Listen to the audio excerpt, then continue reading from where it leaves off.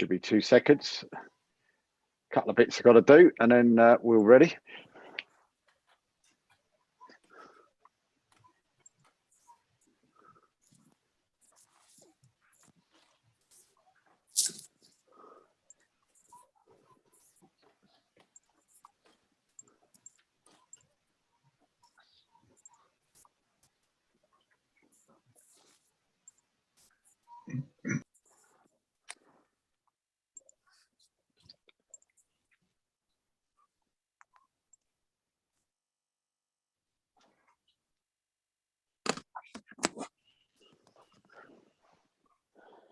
Are we okay on yours, Keith? Yeah, all good, mate.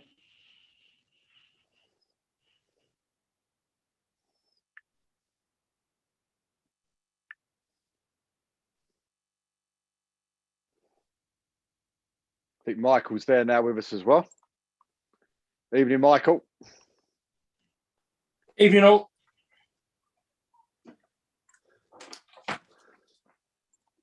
Okay, let's see if we can't get what we're looking for.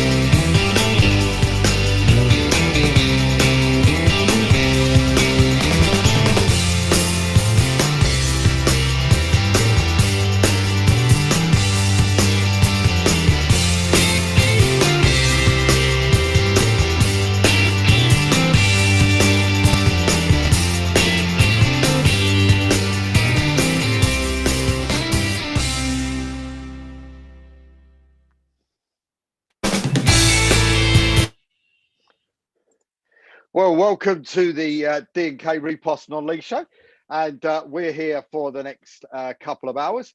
And of course, you'll be pleased to know that there's no cheesy videos here, and we don't need the help to actually produce any cheesy videos on the show, do we, Keith? So we're laughing, so we're flying with this one tonight. But Keith, I suppose what's the week been like for you? Yeah, just normal, Dave. I think no change anywhere. Obviously, a little bit of which we got the fellas on tonight. We spoke about last week. Some interesting tweets around social media. Also had a good conversation today with Scott at the crowdfunding people. Yep. You passed me, really helpful. So I recommend most clubs get onto that if they're interested in getting some funding for their clubs. It was really helpful. Mm. It was a good show when they came on as well, wasn't it? I mean, especially the shirt idea. I thought the shirt idea was probably one of the best ideas I'd heard. Actually, I thought it was a fantastic idea. So hopefully, he's launched another one, Dave. I hope you don't mind me saying, but with their season tickets, instead of they've made like the normal plastic cards, but they've basically anyone that's had a season ticket, they've sort of watermarked their names on the plastic season ticket on both sides. So it's like a keepsake as well, and they're doing it that way. So it's got some really good ideas. Mm. Happy days, and hopefully that'll bring loads of money into all the clubs that actually need their money. But of course, joining us tonight, and top right, we have got the main man from the Furlough Non League in Peter Hutchins, the chairman. So welcome, Peter. And thank you. Good evening. Bottom left, of course, returning with a big smile on his face, and we'll explain why later if you don't know. Of course, he's Ian Horswell, the CEO of Jersey Bulls. Welcome, Ian. Evening, all. And then to the right, of course, at the bottom right, is Michael Golding, of course, the manager of the mighty Corinthians, who I think he's got a smile from ear to ear as well, because it's all good stuff. And of course, he also wants to put a record straight, so I hear, from last week's show. So that'll be interesting to see what that record is that you want to put straight. I think we know, but we'll wait until then. But guys, I mean, I suppose first things first, I suppose with the actual news, and I think if anybody's actually seen it today with Ollie's actually posted today, of course, the teams that it affects going into this next season, if everybody actually applies and got all the ground grading, etc. Are you still happy? Are your names on that list, Ian or Michael? Me to kick off? Yeah, no, absolutely. No, delighted with the FA's decision to carry out the restructure this summer. Obviously, there's 110 clubs that are going to benefit from this, which is great. So, no, absolutely delighted. We got the formal email through today, and we'll go through the process of completing the paperwork, and look forward to getting that back in by the end of the week. Well, I think Monday's the deadline, but we'll do it this week and be able to rest the weekend and knowing it's safely with FA HQ. Is it a big rush though? Is it a big rush? I mean, Peter, you can tell us. I mean, is it a big rush now for clubs that have actually got the opportunity to move forward? I mean, is it a bit of a rush that they've got to try and sort of get everything in order to actually to move up, especially Stowmarket, I think in your league? I mean, is it a case of that they've got to sort of rush to get things done, or should they have things in place already? I don't think we really knew what to expect in terms of requirements for going for the application for promotion. So it will be a rush for some of them. I'm also, for my sins, a ground standards officer for the Eastern Counties League, and the number of requests I've had for ground grading reports already in the last few hours has not been surprising perhaps, but I kind of hope that clubs would have had their own information to hand. Michael, I mean, I take it. Well, I know Corinthians on the list because I did go and have a look today. But I must admit, I didn't go as far down the list as Jersey Ball, so apologies here. But I mean, I did see your name there in big block capital letters. So I mean, everybody happy? Yeah, we're excited as a club. Obviously, I need to speak to the chairman, the secretary, and work out exactly what the criteria are. I've not seen that. I've literally just got back from work myself. So I'll pop down to the club tonight and we'll sit down and work out the best way forward. But as far as I'm aware, and we're in a strong position to put our case forward.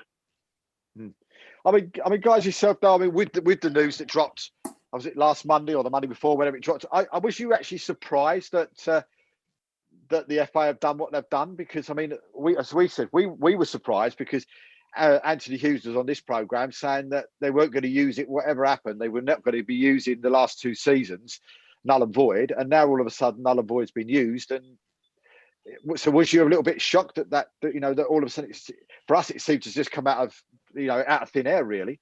But did anybody else have a heads up? I mean, Peter or Ian or anybody, did anybody have a sort of heads up this news was going to be breaking?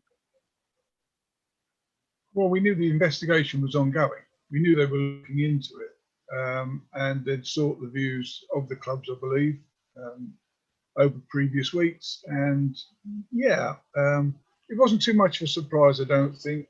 I think the Eastern Counties League had the feeling that perhaps promotions should be sorted out by a season on the pitch rather than taking unfinished seasons. And it's also a bit of a surprise that a season that no longer exists can come into the equation. But they've decided that we can't stagnate, and the Eastern Counties League will support whatever is required going forward. Yeah, okay. I think on my side, sorry. No, go on. I was just going to say, Dave, I think on my side, because behind the scenes, maybe at club level, it had gone a little bit quiet. There was a nervousness that the option might have been off the table, if I'm being honest. Project Non League was trying to keep hopes and dreams alive with any sort of material that could possibly share that might have kept the dream alive. And we got news of it. 2 weeks today was it? I think, or was it a week? Yeah, 2. Yeah, I can't remember now. It's great. It's great that they've come through, and they've, obviously Peter's got his thoughts, and I think everyone's got different views on it. And the most important thing was what we looked into is the null and void season could be used by the English FA as part of their wider remit of administrating football. So therefore, it was there, it's available. And one of the analogies I'll always look back to is people say, oh, you can't just go back and use the 1920 data. Well, what are you going to do with all the students across the country that have done a school year, potentially some of it from home? They've done some of their coursework, they've done some of their schoolwork. I'll tell you what, kids, we're not going to bother with that. We're going to let you all come back in September. You're going to go back a year group, and then we're going to let you do all your education again, and then we'll let you sit your exams, and you'll just be a year behind. Now, I know people have got different views on that, and basically, when you've had a team, so obviously in Peter's division, Stowmarket, 35 games over the course of 2 years, unbeaten. So, there's not many people, some people might turn around and say, well, they're not doing well this year, but they've got games in hand, or whatever the case may be. But the thing is, we've got that data. If it benefits the Football Association, which it does, to have that pure pyramid, makes a lot of sense to make changes now, especially when you've got so much time between now. I know that time's going to be gone really quickly, between now and August to kick off, or some leagues are kicking off the 31st of July, which I think is an excellent idea. Then why not use it? And I'm absolutely delighted. Obviously, I've got self-interest, Jersey Bulls, we touch wood can fill the forms in and get promoted. But I was nervous because it had gone quiet, but I'm absolutely delighted it's gone through for the reasons I've said. Okay. Yeah.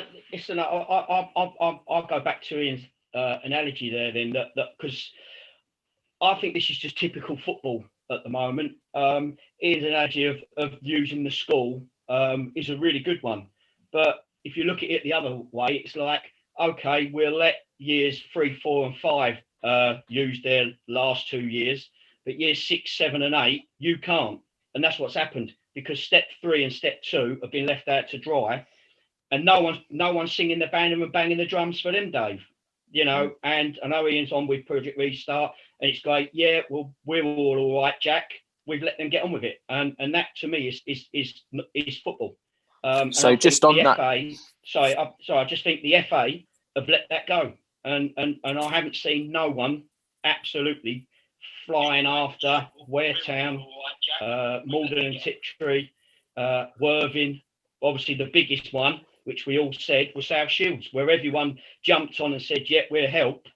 Now they're all left stranded still, and I'm pleased for all the other clubs, and I do agree. And we said about Ian with the perfect structure. We said it last week. I think it makes sense, but I think it only made sense for, I think, one rule for one and one for all for me.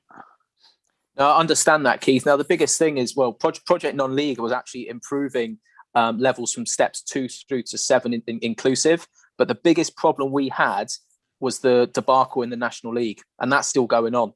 So as soon as the National League decided to null and void step 2, they're running with 22 teams because of the Dover situation. They're running one team short with 23 because of Macclesfield's situation. The thing was, Project Non League said that next season all 3 National Leagues should run 24, as agreed at the AGM in the National League in 2019. So if that would have happened, then the National League, which is currently running 6 clubs short, could have been replenished comfortably by the step 3 clubs. But I understand why the FA did that, because they didn't want to probably do a decision which was in effect going back on what they did last year. But what they're not going back on is they're actually going back and doing a restructure that was already scheduled. So therefore, they're not breaking what they did the year before. And I understand it. I don't necessarily agree with it, because, as you just said, personally, I'd have loved to have seen that happen and all the clubs go to 24. Because, again, as I've said before publicly, if the National League would have gone to 24 clubs, there's one division getting an extra 2 clubs, one getting an extra 3. And the extra gate receipts, which we've had on the last 18 months, which have been greatly received, would have been beneficial. Clubs would have had up movement there. Step 3 would have gone up. Step 4 would have gone up, and everybody could have benefited. But I understand why they did it. Don't necessarily agree with it. But it is what it is, unfortunately. I mean, just so everybody knows, we've just been joined as well by Michelle Dawning, Secretary of the Essex Senior League. She's been demoted all of a sudden. But it's that thing, isn't it? I mean, Michelle, we're just started talking about the restructure. Just so you know who's with us today, on the screen above you is Peter Hutchins, who's of course the chairman of the Furlough Non League. As I'm looking at it, to your left is Michael Golding, who's the chairman of the manager of Corinthians, and then to the left again is Ian Horswell, who's also the CEO at Jersey Bulls. Right. Okay. Evening, everyone. Hi, Michelle. So, Hi, I mean, Michelle. guys. So, Michelle, from your point of view, from the Essex Senior League, I mean, are you looking at? Are you pleased for hashtag? And if they manage to get everything crossed to get up. Yeah, the FA sent a restructuring information email out today, and it said that they are inviting 3 applicants from Essex Senior League to apply for the Step 4 role. I don't know what the criteria is that in the application for the selection, but you would think it would be on points per game, but it doesn't necessarily mean it will just be points per game. Michelle, do you think, and again, just going back over what we were saying, and this sort of sums the FA up, why isn't there any information like that, what it is? Surely if you're inviting teams to, sort of apply, there's got to be sort of, an actual structure of what it is. Because let's go, for instance, we've got Corinthians and we've got Jersey Bulls here at the moment, but say it doesn't go points per game and it could go on size of ground or something silly like that, then someone that is at points per game top of the league may miss out. I don't think it's going to happen that way, but why haven't they just put it in there? Surely it isn't hard to do. I honestly don't know. I mean, they've asked, the application process looks quite in depth. They want applicants to complete a license, which is normal for Step 4 anyway, but it covers quite in-depth information. So it's about the structure, about their accounts, their finances and things like that.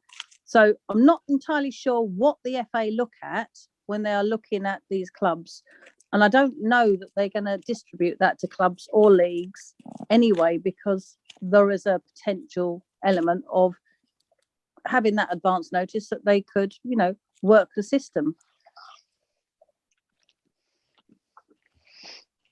No, I get that. I just go on. I was going to say, Peter, from your point of view, I mean, have you seen what the what the actual bits and bobs are to actually be able to go up? Yeah, I have got them in front of me, just in case. So if a club wishes to be promoted from Step 5 to Step 4, first of all, the clubs have all been sorted, if you like, on a points per game basis over the past 2 seasons. So that then gave us the top 3 clubs in our Step 5 leagues locally. And they've got the top club is first invited to join, and the other 2 are there in case the top one either doesn't meet the criteria or declines to be promoted, which is permitted. Yeah. So the criteria are: demonstrate that the club fully meets the F grade in relation to its ground grading, which any club playing at Step 5 should do anyway. There's a little bit there about the grading must be within the last 3 years, but that's should be the case anyway. Demonstrate that it has adequate security of tenure for at least the next playing season. Supply a balance sheet, supply a profit and loss schedule, supply the 2019-20 accounts, and if the club is incorporated, supply a list of shareholders. In addition, they will have to complete the license application, which, as Michelle says, is required to play at Step 4. So those are the criteria. So again, if a club doesn't meet those criteria, the top club will then forgo that promotion spot and it will go down to the next club. But I don't know necessarily what the FA are looking for in any of those criteria. I know what Peter said, I read that as well, but it didn't, regionally based, there is one post going, one Step 4 position going in our area. Potentially we have 3 applicants who may or may not meet all that criteria. None of them might meet all that criteria. The FA will probably then still select one of them to fill that Step 4 position because there will be a vacancy. So that's what I was getting at when I said I don't know what the FA are looking for, because there are boundaries and there are set criteria, but there are also occasions where the FA don't necessarily stick rigidly to those boundaries and those set criteria. So if there is a vacancy and there is something where a club meets 4 out of 5 of the criteria, for example, then they would maybe be considered. We don't get that information as leagues and clubs in depth, do we, Peter? Well, I don't think there's too much there that clubs shouldn't be able to meet, to be honest. I mean, most clubs should have a balance sheet and a profit and loss account and the accounts. And obviously, I would think the FA are looking for a solvent club. You're not going to want to take on a club that's hanging on by its bootlaces, for example, financially.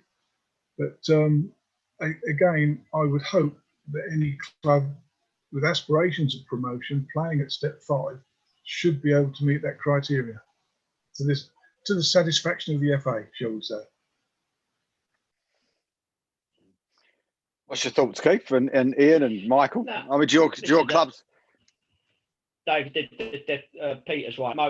Most clubs at step 5 should meet that criteria anyway. It's, I think as you go a little bit lower down the pyramid, it might be a little bit different with ground grading, etc.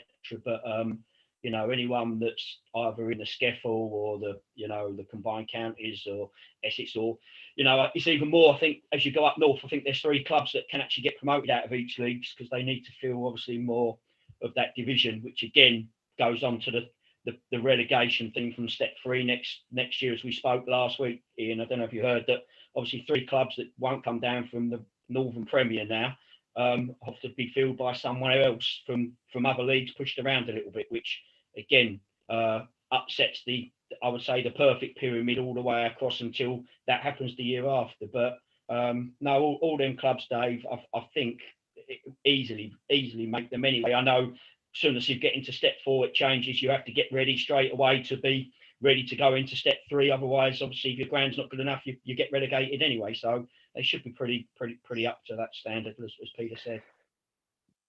Oh, pardon me.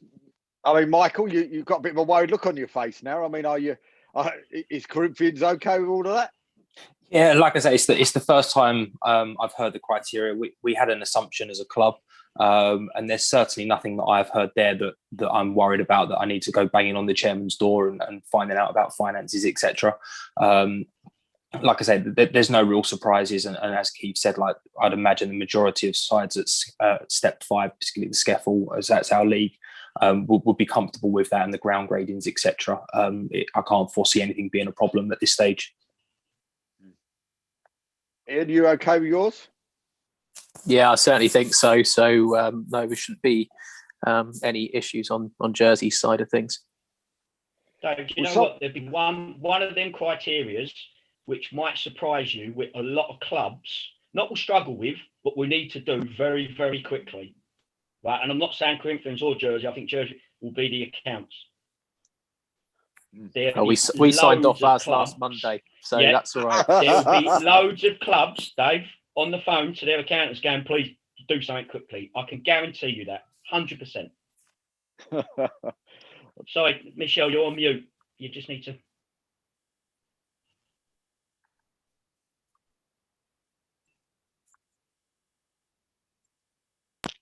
Apologies, I went on mute because someone phoned me. Sorry. No, the accounts is something that I was worried about because I've already had inquiries from a couple of clubs about their accounts because they've got to get a balance sheet at least, haven't they? And their previous accounts. So whilst they've got their previous accounts, it might not be their year. They not have their balance sheet, and trying to get in a bank holiday weekend is going to be difficult with an accountant, I think. Well, last week we gave out, someone made up a document last week, and the sort of his best guess of where people might go, etc., etc. And I don't know if everybody actually saw that. He's actually now gone back and he's actually redone that document with the thing. So with I mean, literally, he's got hashtag United Stowmarket, and he's got Barking coming over from the Central Division into the North Division, alongside Sudbury, Aveley, Basildon, Brentwood, Bury, Canvey, Coggeshall, Dereham, Felixstowe, Grays, Great Wakering, Haybridge Swifts, Hullbridge Sports, Morden, Romford, Tilbury and Whittam. And Corinthian go into the southeast, according to him, with Ashford, Burgess Hill, Cray Valley, East Grinstead, Faversham, Guernsey, Hastings, Haywards Heath, Herne Bay, Hivetown, Lancing, Phoenix Sports, Ramsgate, Sevenoaks, Sittingbourne, Three Bridges, VCD, Whitehawk and Winchell Town. The biggest changes look like it's going to be the Jigsaw League, which will be AFC Dunstable, Aylesbury, Barton, Bedford Town, Berkhamsted, Biggleswade, Colney Heath, Chalfont St Peter, FC Romania, Hanwell Town, Harlow Town, Hertford Town, Kempston Rovers, Marlow, Northwood, Tame United, Waltham Abbey, Ware and Welling Garden City. You say it, Dave, but as Michael says as well, out of that league, I know Chichester go across to the southern, but Whiteleaf is the big one. You know, that's a big blow to them. Yeah, I was just looking at step 5 to see if we can find which one they've put Jersey Bulls in according to this. I'm just having a quick flick through, and as soon as I find you, I'll let you know if you've not seen it already. But we'll keep going and look for it because it's very difficult to search through thousands and thousands of different bits and bobs that he's got on here. The combined count is, I think, Southern in, isn't it? I think.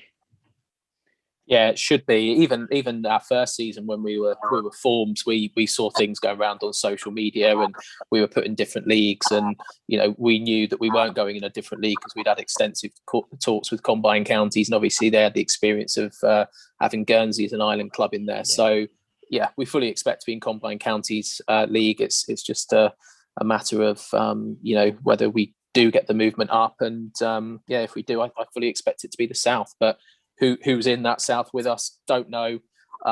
We'll wait. We'll have a surprise on the 17th of May if we're in there to see who we've got and look forward to it then. Yeah, absolutely. I was still struggling to find you on the list, if I'm honest, but there we go. You're definitely going to be there somewhere. I hope so. I see them earlier, Dave. They're one of the first ones down on the left if you look on the league. But obviously.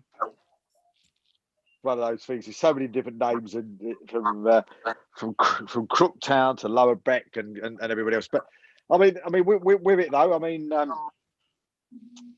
I suppose with the actual thing itself. So how many leagues does that now put you away from? So what you're going into step 5 now, Ian? Yeah. So we're entering step 5. So we're one away from where Michael's going to be and where our friends in Guernsey are. So that's our sort of next focus. Can we go and join our friends? But yeah, look, hopefully we can get this paperwork done and dusted. We're in step 5, and as everyone knows on here, that gives you another opportunity of doing different things. So we can enter the FA Cup for the first time for our club, which would be amazing and exciting. So and just try to build a club like everyone else. The pandemic's just thrown, a big spanner in the works, and obviously it's had worse consequences for people as well, which is really, really terrible. Just want to crack on and try and build our football club and continue to do what we were doing in the community when this all started. So small steps. We're not a massive club in terms of having junior sides, lady sides, all that at the moment. But we're launching an under-23 side next year, so we're quite excited about that. And they'll play in 3 different cup competitions because, again, financially we couldn't afford to put them into a mainland league full time. So it's baby steps, and we look forward to letting those lads develop properly in the leagues as well, in the cups as well. For a team like yours, Ian, like I said, and I know why, the restructuring is massive, isn't it? Your club does need to step up and because you've got a lot of support and you are obviously progressive. It was quite major for you, wasn't it, to actually get you can't call it promotion, you've got to call it whatever it is. It is massive for Jersey, isn't it? Yeah, absolutely, Keith. I think, if we'd have had to go for a 3rd consecutive season at the same level when you've won 36 out of 36 competitive games, it would have been a real sucker blow. There's still a chance it could happen, but being positive, let's say it doesn't, and we move up, then it's what we deserve. I think everyone knows we were mathematically promoted with 11 games to go in our first season. we celebrated, we popped the champagne, we had the beers, and 7th of March 2019, 2020, we were up. And then all of a sudden, you didn't play the next Saturday because COVID had hit England. So yeah, we didn't want to be in Step 6. And there's no disrespect to Step 6 clubs. We've had an immense time at Step 6. We've made a lot of friends in the Combined Counties League. A lot of clubs have had to be, and the league have had to be.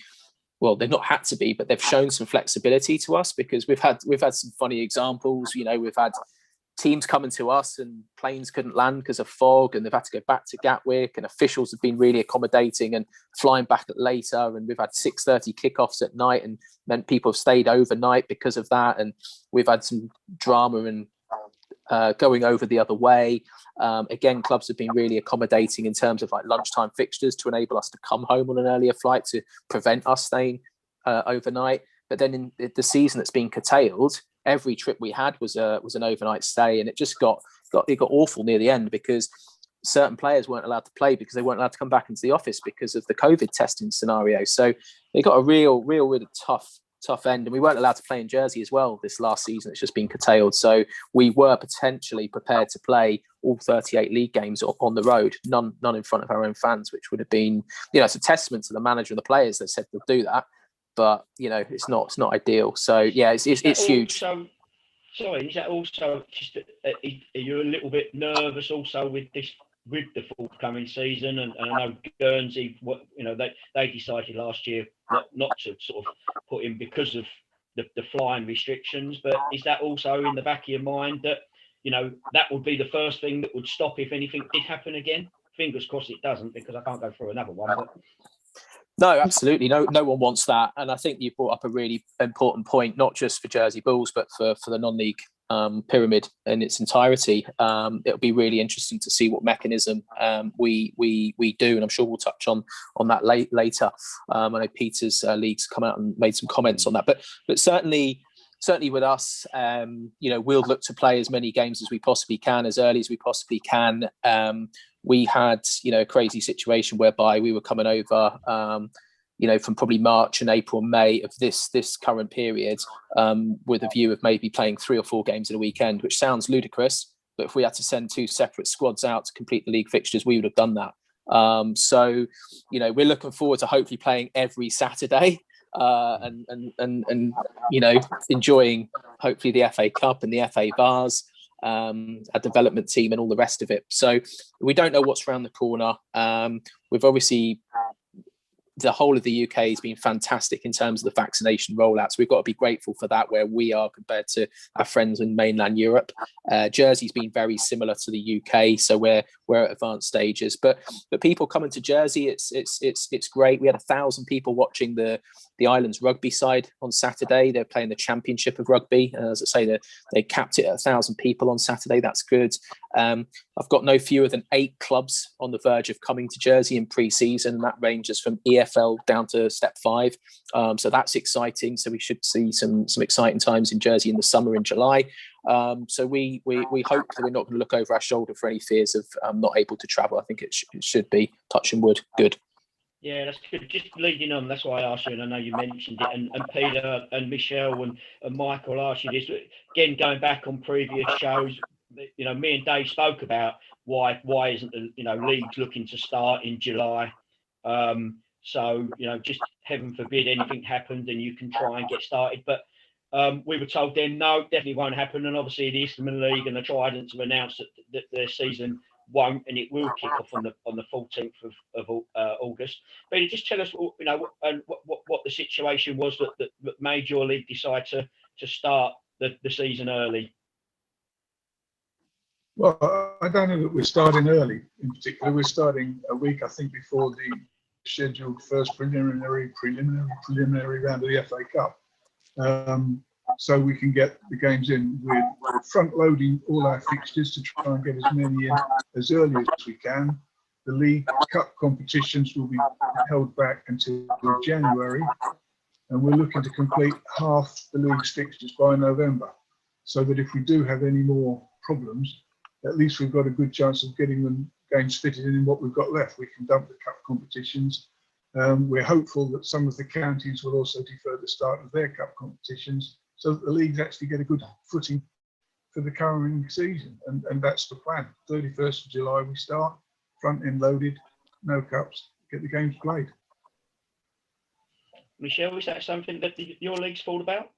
We do it all the time. Every year we've got ground shares. So unfortunately, we don't have the luxury of starting later. So we always start the week before the FA Cup anyway. The fact that it's early again means that we're starting the 31st ourselves. We have to front load because the weather, we just can't. We had last year, we had 16 ground shares in the 18 club league for our Premier Division. So we have to front load. We play Saturday midweek till early November and then go to Saturdays only through the winter months because we lose so many fixtures. And then we start again February, March time, Saturday midweek, catching up with the ones we've lost. So yeah, that's normal for us. We haven't got an option. We do that regularly. So what happens then, say like Michelle and Peter, if we have a really, no more effects of COVID, and we have a really good winter, the end of it in mid-season, are you looking then, if games finish early, I mean, are you looking at putting in extra competitions maybe at the end of it, if there's time, or what would be a plan if everything went absolutely to plan, 100%, all the way through, which is unlikely, but if we had a really good winter where we don't get no games called off, etc. I mean, is there a plan in that period of time to maybe put some extra stuff in? We wouldn't finish early. We schedule for the entire season, as I'm sure the Eastern Counties do the same. So we wouldn't finish early. The only thing is we wouldn't be playing Saturday midweeks if we had no postponed fixtures. We'd do the early part of the season, Saturday midweeks, see how the winter goes, and then it would be just Saturdays for the rest of the season. We acknowledge that we're running the risk, if you like, of clubs finishing earlier and having free Saturdays in March and April. But at the present moment, that's a risk we're prepared to take.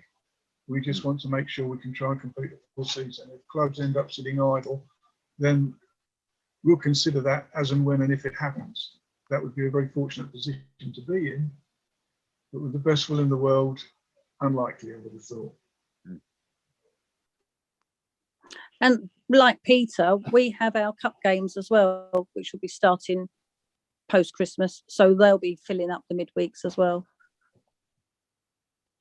I think, sorry, just to jump in, I think from a players and from a management point of view, the starting the week before the FA Cup is massive as well, because what it will give clubs is a Saturday, Tuesday league game to get prepared rather than going in cold, which I think we had 2 or 3 years ago. The first game, the FA Cup was the 1st or the 2nd of August. And you don't want to start too close to the 22nd, 23rd of July. So actually starting on the 31st of July gives the teams, the players, that 2 game, I'd assume everyone will have a Saturday, Tuesday to get prepped. You can get your scouts out and whatever else to go and see your opposition.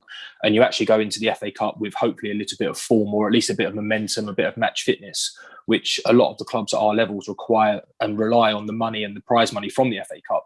So to have a couple of games behind you, if it goes wrong, it goes wrong. But at least you've then given yourself the best chance. And I think, like I say, from the management and the players' point of view, it's massive having that week before the FA Cup. Well, and from our club, on that. Go on, sorry, yeah. Sorry, go on.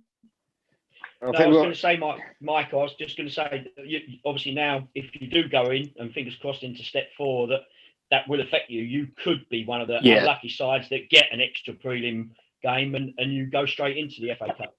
Yeah, not that we've done a lot of thinking about it, to be completely honest, and we'll obviously wait till the 10th, 11th of May when the news comes out. But I'm anticipating that if we were one of the sides that had upward movement or promotion, whatever we want to call it, the FA Cup on the 7th would be our first fixture with the Isthmian League starting on the 14th. So that's something we'll have to get used to. And listen, it's probably a good problem. I'm not going to complain about it if it does come round. Not this year, anyway.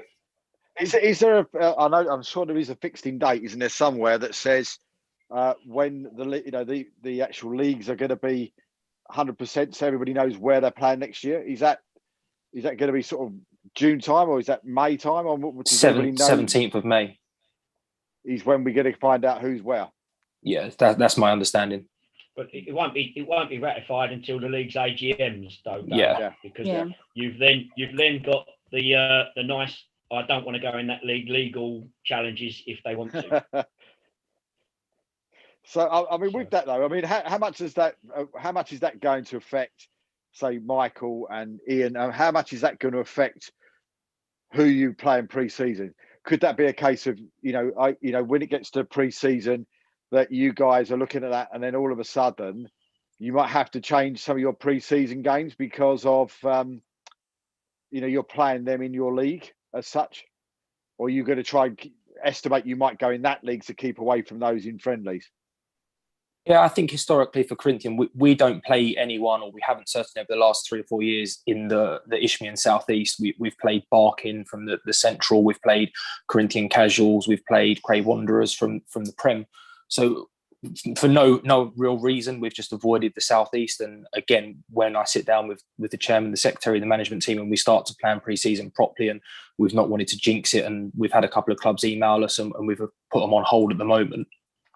But yeah, we tend to have quite a challenging pre-season. We don't play teams in just one division above, other than, like I say, the likes of Barking. We do try and go at least 2 divisions above, and maybe someone in the Sceffel 1 just for a bit of a different challenge. But yeah, it shouldn't make too much of a difference in terms of our prep and our preparation for the upcoming season.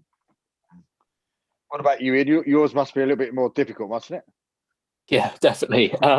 So we're obviously nervous about doing sort of away travel in terms of our finances. So I said on the show previously, we don't know our full annual running costs yet, because we obviously got stopped in March in the first season, and obviously we didn't do much this season. So we're putting the under 23s in, so we've got to be a little bit cautious on our expenditure still. So we are unlikely to leave Jersey for pre-season, although there's a chance we could, but I'm saying unlikely. And as I say, there's been an abundance of clubs that have stepped forward and said, "Hey, we want to come to Jersey. Can we play the Bulls?" And I'm like, "Yeah, absolutely. Let's see how we can fit this in." So we have got 2 confirmed fixtures at the moment. So one is Kettering, step 2. They're coming over on the 17th of July. So we're looking forward to hosting those guys. And then the following weekend, Risborough Rangers. They're another one of the unbeaten clubs of 2019 through to 2021 inclusive, that will look for an upward movement from step 6 to step 5. They're booked in for the 24th of July. And as I said earlier, we've got 1 EFL club that's looking to come over, 1 National League club looking to come over, 2 very strong step 3 clubs, and a step 4 club as well. So we're just trying to see if we can fit them in. We're hoping to do a pre-season tournament, which would entail 4 teams playing 2 semis on a Saturday, with the 2 losers meeting on Sunday, followed by the final, and then the Euro 2020 final at 8 p.m. that day. So could be England, and could be a cracking weekend. So yeah, that'd be a good one. Could be you and Guernsey in the final. How good would that be? Don't you normally have your normal cup game with them? Yeah, no, we have the Marathi, Keith. So the Marathi's like the 2 national sides. So they have separate managers and sort of separate infrastructure, if you like. So we haven't played Guernsey Lions yet. And we haven't got Guernsey down on the list, unfortunately. But never say never. We will meet them at some point. But ideally, it would be in the 22-23 season in a league campaign, which would be amazing. So we'll put that one on the back burner for now. Mm-hmm. Just with obviously Michael and yourself, Ian, and to be fair, the other 2 from the league. Obviously now, normally, the season would nearly just be coming to an end if we could. But with this obviously news of what the FA is doing with the restructuring, has that gave you that little bit of that sort of butterflies in your belly? Hold on, the season's coming. There is that optimism. I can start now playing in pre-seasons, as you've said, and talking to players, Michael, and sorting out teams and thinking of fixtures that maybe you wouldn't do for a couple of months because you'll be having a break, even though you've had a long break. Has that got you that excitement back again? I think on my side, we don't do the speaking to players, or certainly I don't. The manager does that, but for pre-season, we have to plan it so far out. We've said to clubs that can't come this year for whatever reason, we can come in July next year because EasyJet have got their flights out. So planning is that ridiculous. If people want to come, we'll welcome them. But again, I don't know about butterflies in terms of, you got to start ordering all the kits again, the training kits again. And one of the funniest things you do when you go to order your kit, your shirt number 2. What size are you going to put at shirt number 2? So you go large, but then all of a sudden you sign a 6'4" number 2, and I don't think we've got one. But then you need extra large, and it's crazy. These silly little things you just don't think about. And so there's so many little bits and bobs, planning, prep, where you're going to do training, all that sort of stuff behind the scenes. So it's been as busy, if not busier, than actually having normal league games, because things kind of look after themselves when you're in a routine. But being out of a routine, it's been tough for me. Michael?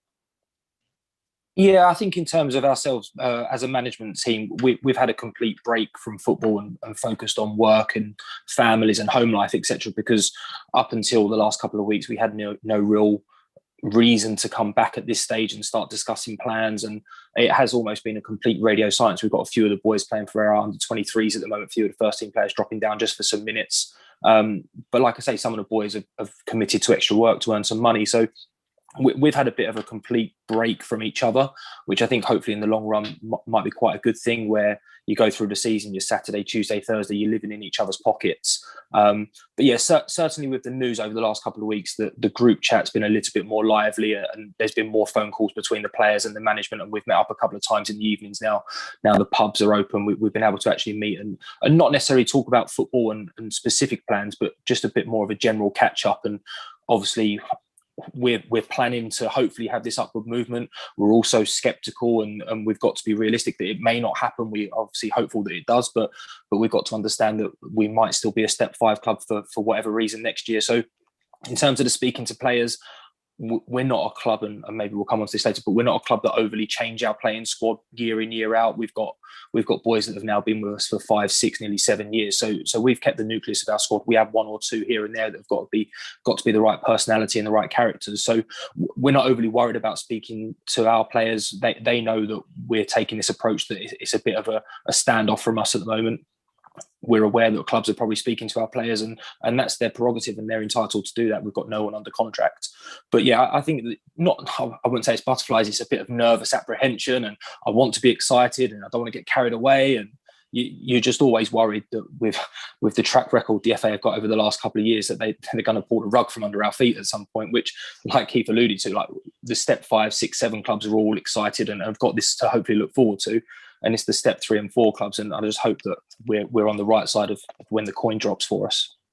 Yeah. Well, I said this last week that that we got the likes of Jersey Bulls coming through into step 5, but more to do with sort of teams like yourself and Hashtag and Stowmarket coming into step 4. You go and Lancing, they're coming into step 4, and you might have teams the likes of the Wares and the Hastings and the Mahon and Tiptrees that have been sort of almost dominant in the 3 sort of Isthmian leagues. If we look at that one in general, that have been quite dominant in those sort of 3 step 4 leagues for the last sort of 2 seasons that haven't happened, shall we say. I just wonder how concerned they are about not going up when they see the mites of Corinthian coming in, Stowmarket coming in, Lancing coming in, Hashtag coming in, that have all got real good following, real sort of got strong teams, very strong teams. I mean, how do you think they look at that and think, well, hang on a minute, these big boys, and that's what they really are, these sort of big boys in step 5 coming up through into step 4. Could they sort of like take that cherry away from those 4 that have been up the top and sneak in before, say, Ware and Hastings and all that get promoted, that you could jump straight in and go straight back up again? I think if I jump in about a Corinthian point of view, I'm not. If we talk about the Isthmian South East, I don't think Hastings will be worrying about Corinthian, if I'm brutally honest.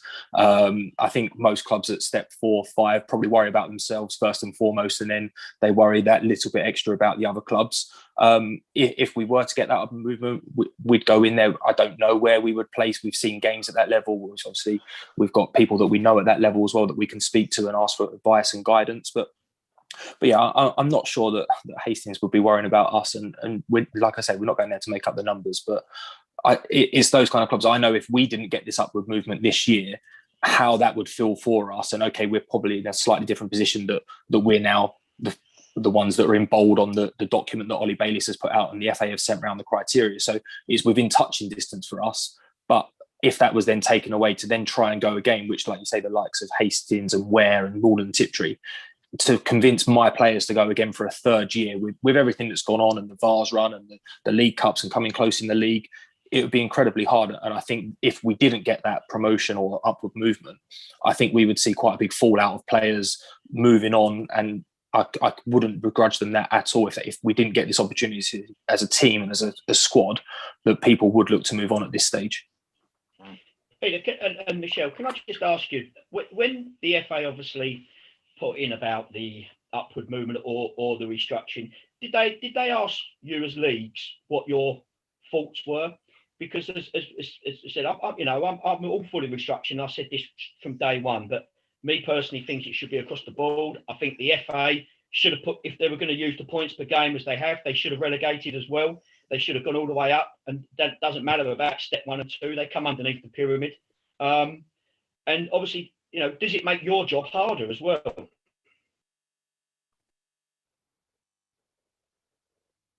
you want to go first, Michelle? Well, we found out at 4 o'clock, well, just before 4 o'clock, when the announcement went out that they were going to upwardly move 110 clubs. And we had a meeting that evening at 6 o'clock. So there wasn't any consultation per se, but the restructuring's been discussed for about 2 or 3 seasons now with the step 5 and 6 leagues. It's something some areas and some clubs desperately needed financially because they were being crippled by travelling 100 miles each way on a Saturday to meet their fixture obligations. But we found out when the press announcement came out, which was something that was raised within our meeting. Sometimes I think it's very difficult because the FA make decisions on our behalf and for the benefit of football, but they don't necessarily always consult us. They do tell us, but it's not a decision we get to have a say in, which was similar to what happened last season or season before, when they did the null and void. We didn't have a vote or anything like that. There was no structure like that, and there was no structure like that this time. It was something that was made for the benefit of football. So we have to trust that they know what they're doing. They are our governing body. I think I'd go along with that. The FA did ballot the clubs to ask them how they saw the season panning out. And I think somewhere at the back of my mind, I've got a recollection that they did ask us whether we had any views. And I think that was the point of time when I suggested that I'd prefer that they didn't do it without a full season of fixtures. But as I said earlier, they've gone ahead, they've decided to do it. In the past, the FA have come up with plans, and because you're never going to please everybody, the plans have never gone to fruition. They've said, this is what we're going to do, and then they've changed their mind, they've flipped and they've flopped. And all we wanted was the FA to stand up and say, this is what we're going to do. I know we're going to upset some people, but that's going to happen. And they've done it this time. And I think we shouldn't complain. We need to get on board, support it, and do the best we can for the clubs. Well, have you guys had any sort of feedback from the sides that are just going to miss out? So the likes of, if I remember rightly, Norwich United, Wroxham, Walthamstow, Hadley. I mean, has there been any sort of feedback from them saying, it should be us rather than Stowmarket and hashtag? We've not had any feedback from the clubs. It only came out this afternoon. So I think clubs are probably still digesting it and deciding whether or not they're going to apply. I don't doubt for 1 minute the 3 clubs mentioned in our league will apply. I think they will apply, and it's whether they meet the criteria. There's no guarantees just on the points per game. So although it should be, and we've gone through the stats, it should be hashtag on the points per game. If for whatever reason they didn't meet all the criteria, then it wouldn't necessarily be so. Probably the same situation with Eastern Counties, I would think. They probably have the same clubs that have been selected probably will apply.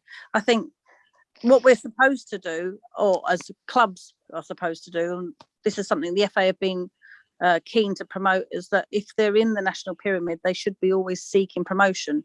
They're looking for the next step and working towards that. And I think most of the clubs do that nowadays. They don't sit happy and the content at their own level now.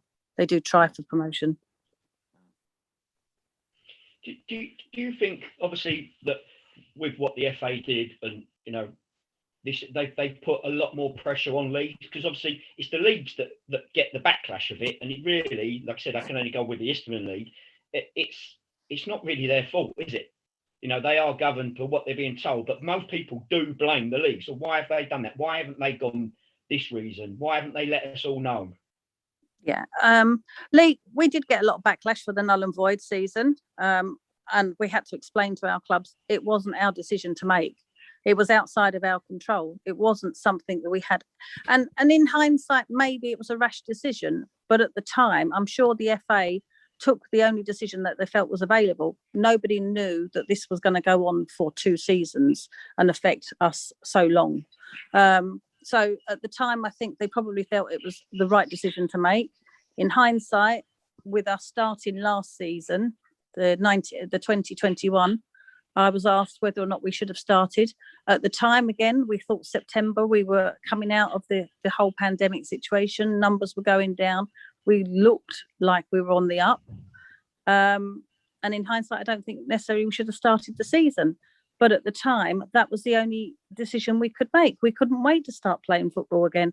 So people make decisions for the right reasons. They might not necessarily bring out the right outcome latterly, but we don't know what the future is going to hold. And with this situation, I don't think anyone could have foresaw a pandemic, a global pandemic, and something affecting what we do and how we live our lives to the extent it has done. I mean, most of us, a lot of us have been stuck at home working, or, you know, not enjoying our families and friends and our hobbies. So in the great scheme of things, football's not that important, but in our personal lives, it is, because that's what we're all involved with. I honestly don't think that they've done or taken any decisions for the wrong reasons. I think they thought they were doing the right thing at the time, and you know, nobody knows how to deal with this situation. There isn't precedent set for it, so I have to have a little bit of sympathy for them. The FA have had a bit of backlash as well, though, so it isn't just the leagues that have had it. The FA, I've read a number of the comments, and the FA have been criticised heavily for the way they've handled the whole coronavirus situation and the null and void curtailment. I mean, we knew in January we weren't going to be playing football again. We knew. It was just the numbers were going higher and higher and higher. I think the length of time it takes to make a decision is frustrating for everybody sometimes. We feel that frustration as a league, and I know our clubs do. Sorry, Dave. So, do you think that I know they said they're going to, but do you think that they should, before obviously even these leagues are announced, the FA need to put out what the situation would be? Heaven forbid this happens again, because it didn't happen. And that is one thing I've criticised the FA of. This should have been put in place before we kicked to football last year, and it wasn't. And it needs to be put in place before all the leagues are even restructured or whatever they do. And I know they keep saying they're going to do it, but they still haven't. But Keith, just I thought that was one of the questions I was going to ask as well before Michelle and Peter answered that, because when I spoke to Nick Robinson and I did an interview with Nick Robinson, and he said to me that the Trident Leagues had a idea of what they wanted to do if it happened again last season, and they took that to the FA, and the FA actually threw that out. So did either you two guys in your league actually have, you know, a plan if we had to curtail the season again? Was there a plan for you guys at step 5 as well? Not that was discussed. The Trident leagues work differently because they work in conjunction with each other. The step 5 and 6 leagues don't really interact, only with the FA present. We don't actually work together collectively like that. You know, some leagues may partner up and work together on certain projects, but we don't all come together and say, this is what we want to happen if it happens again, or this is what we want to happen with our leagues. So it's quite frustrating that when you look how it works with the Trident leagues, they can come together and actually bring their power together. You know, their joint power will, you know, possibly sway the FA. As you mentioned, it didn't. With ourselves, there's a lot more 5 and 6 leagues and clubs. So you would think that we would have greater power, but we don't. We just don't have that sway over the FA. We voice our opinions and we present our cases, but not necessarily are we I'm not saying not listened to, because we are listened to, because I definitely, me, as you can tell, I like to talk and make my point come across, but maybe we don't see the bigger picture. Sometimes the FA have a different view, which they don't tend to convey to us. So if they said, sorry, Michelle, we can't do that because you've not seen the effect on the other leagues, blah, blah, blah, that would be a much more acceptable way of understanding where they're coming from. But we don't have that sort of area of clarity. There's not that transparency. They are better at communicating than they used to be 4 years ago, but it's still work in progress. And again, it's all about the committees. You know, the FA have got so many different levels of bureaucracy. It has to go through League Committee, Alliance Committee, FA Council to be ratified. That all takes time. So everything is elongated. It's not just somebody, a manager, making a decision, and that's what we go with. Peter, did Furlough None have any plan? We have no contingency plan at the moment. Excuse me. It was something we discussed at our meeting yesterday, but I would like to think that perhaps the Leagues Committee themselves will consider this and come up with something before the season starts, so that the clubs and the leagues know what they're aiming for. Because without that, as you rightly identified, we could have another season like last season. Yeah, and I agree with that. Our league echo that sentiment, because we expected, when the first season curtailed, the FA talked about putting something in place for the start of the new season, and it never materialised. So they know they need to do it. It's just whether they run out of time. I don't know what happened, but there was so much going on in a very short period of time. It was the DCMS, it was getting regulations out, it was getting amendments changed. I don't know what the delay was, but it never got put into the actual regulations. So there wasn't any clear definition of what would happen if it happened again. So guys, I mean, Ian and Michael, do you expect the league to be 100% next year? Do you expect it just one, start on time, and two, actually finish?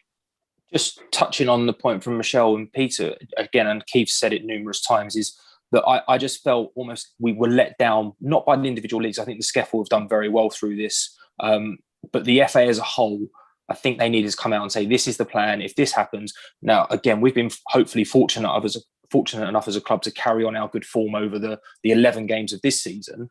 But whether it was finished the remainder of the 2019-2020 season or whatever their decision was, we just needed to know that. And again, for next season, we need to know that before we start, because otherwise the goalposts are moving and we're getting surveys. Is it okay if we finish 50% or 60%? Where do we want points per game to come into play?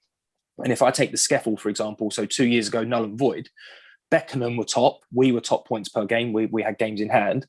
Beckenham, for whatever reason this year, haven't performed as well. They'll say that they've pulled their budget and they've not had the same level of players. But if they had known that we were going to play for 10 games and were second points per game, they potentially would have been a better, stronger side this year and challenged Corinthians, Sheppey, Chatham for that top place. So Beckenham are one of the sides from the SCEFL that are not even in the top 5 when you look points per game, or they might be 5th actually. So they're a club, and again, it doesn't affect us. I worry about Corinthians, but Beckenham have lost out because of there was no clear guidance and there was no clear plan and structure in place for what could happen. And I think we all knew deep down, we probably hoped that COVID would come and go. And then as we started the season, we were playing behind closed doors and we had friendlies behind closed doors. Then it was a limit of 300 at our level and VARs games behind closed doors. So do we think the season's going to finish next year? In my crystal ball, I hope so. But we don't honestly know. That there's talk, the scientists are talking of a third wave coming this autumn and this winter. Whatever happens, I think we just need to have that contingency in place. Michael and Ian, I'll throw another question for you. Exactly, what you've just said there, Michael, was my major point as well, that a lot of teams would have changed how they sort of started the season or what they'd done if they would have known what's going on. So let's go back to both your clubs now. If the FA come in and go, right, we're going to do a points per game. If it happens, this is going to be, the reason for promotion and relegation. Do you think that you would look at your budgets differently and go, look, we need to go top heavy before Christmas here, just in case? Because the two leagues have already said that, they're looking to play more than 50% of their games before Christmas. if, and I don't know if it's possible, obviously, at step 4 they can do that, because I have spoken to them about the fixtures. But would you sit there and think, right, we've got to make sure that we're okay. I mean, for more relegation first, because that's what every club does, get your points on the board and then worry about it after Christmas. Do you think that come into both your clubs' minds? Do you want to go, Michael? Yeah, well, as Keith knows, we haven't got a budget, so that it doesn't come into play here. Unless Keith spoke to my chairman and knows something that I don't. Sheppy will be after your keeper before Christmas. Yeah, Matt Smith will be trying to sign everyone off me. No, I think clubs potentially will. Again, we look at it from an outsider's point of view. Does it make the league? I think it probably makes the league stronger. Does it not? If we're playing Saturday, Tuesday, and you've got 50% of your games, and I know from history, when the SCEFL, when you're not in that challenging for that top promotion place, teams will cut their budgets, and you play Team A in September and they've got a great side, and you play them 2 games from the end of the season and they've got the under 16s out playing. It's a completely different game. So if you can get 50% of those games at a high quality up until November, like Peter said, then I think it makes the league stronger. And yeah, if teams are going to spend more money, that's down to them. We're not saying, we don't operate with no budget because we think it's wrong and it's against the morals of football. That's just our football club. That's our ethos. That's how we work. I've got no issue with people spending all of their money before Christmas or none of their money before Christmas, however they want to work it. But yeah, I mean, like I say, but I wish we had the luxury of a budget. We're the same. We're a pure amateur club. No one gets paid at our club, so budget doesn't come into it. And plus, the other side of that is we're in Jersey, so we're not going to attract anyone unless you're living in Jersey. So yeah, our talent pool is here, and that's all we're going to get. I suppose with that, I mean, but do you think other clubs will, though? Clubs with a budget, do you think they will go sort of, chuck it all in at the beginning? Because I say, we don't know with the fixtures in step 4 whether they're going to actually all be put forward like yours at step 5 and that. So we don't know where that's going to physically sit. So I mean, do you think that I suppose? And again, why wouldn't you? Well, yeah, exactly. I mean, why wouldn't you go for it? But again, a bit what you said, Michael, as well. Do you think there might be teams out there that still might try and put a spanner in the works and say, well, hang on a minute, if, say, for instance, say, for instance, in your league, if Sheppey are number 2 in your league, say, for instance, and Sheppey hadn't spent as much money, in that period of time, so they didn't think they were going to get up, or vice versa, like you said, was it with Beckenham? Beckenham, do you think there might be somebody in there sort of throwing a spanner in the works, going, well, hang on a minute, if we knew the rules at the beginning, we would have done this, and this, and we would have been in that top 3, or we would have been number 1 points per game because we would have spent more money. Do you still think that might happen? I mean, do you think? Yeah, I think teams will chance their arm, particularly if I think of solely about the SCEFL, because that's our current experience. I think there's teams at the top that will look at potentially, if you get to November and we get the 3rd wave and you've played 50% of your games and the FA and the leagues at step 5 and 6 decide that 50% is fine, then why wouldn't you blow your budget and hope you have a decent Vars run and win a couple of games in the FA Cup to help you along your way and try and entice some players to come down and play at step 5? I don't see why. I don't see why teams wouldn't do that. I don't know whether the business model of that is sustainable. And if the season does go on, I think you could have clubs that are potentially in a little bit of trouble as the season goes on. And like we say, we all hope that the season runs as normal. But yeah, if we were operating with a budget, you'd certainly front weight that and try and bring in your goal scorer or whoever it might be that's going to help you towards that top of the points per game table. Ian, would you say the same? Yeah, to me, I find it irrelevant in terms of, we're going to go into the season the same manner, whatever they are. But I think rules need to be put in place based on a 20-game season. I think every club should play everyone once. And I know the leagues have mentioned that. The Trident leagues have certainly mentioned they're going to try and get that to be done.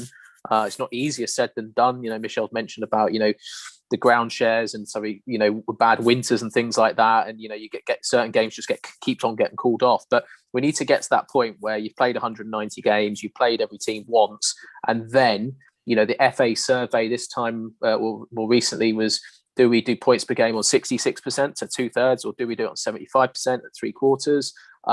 have those as like built-in thresholds. I don't know what the mechanism is, but if you get to 50%, then you can't be null and void. If you get to 66, then you say, well, we're going on points per game based on here, and then you go to 75%, and then can you complete it? I think it's great and sensible that you defer the League Cups till later on in the year, and if that is at January or whatever, I think that is just a sensible thing to do. Top load, as the guys have said from the leagues in the early months, which again, great idea. Get ahead of it. If it means you only play it every Saturday at the end of the season, like Michelle said, brilliant. If you were to finish early, like Peter said, and you had a few free Saturdays, send them to Jersey, Peter. We'll entertain them. There's ways and means to get the season done, and I think we've just got to attack it fast as league administrators at the start of it, and hopefully we can be ahead of any potential third wave. But let's hope our vaccines can prevent any serious damage being done to our football seasons. I mean, as secretaries and chairman of your leagues, I mean, are you really happy with your leagues around the fact that we've not actually physically lost anybody? Through these 2 years of what's been going on, are you really proud of your clubs from your leagues? To look back and go, do you know what? These guys have done a fantastic job just keeping these, literally just keeping these clubs alive during all of this. From our point of view, some of our clubs have had to take advantage of the loan system that the government was put in place. They're up to 30,000, repay over 7 years, that sort of thing, just to survive. Other clubs have done really, really well out of the grants scheme, so they've been financially secure. So we're quite lucky, and we're quite happy with how the clubs have survived financially. It's more about volunteer basis, because most clubs have a volunteer structure from the older generation, and some people aren't coming back. So we know we struggle to get younger people new blood into clubs to take on these roles. So more people are doing more roles and undertaking more jobs within their club structure. So that's an issue that we know that's ongoing. And this pandemic's made it worse. Some committees have had lost people on their committee through the virus.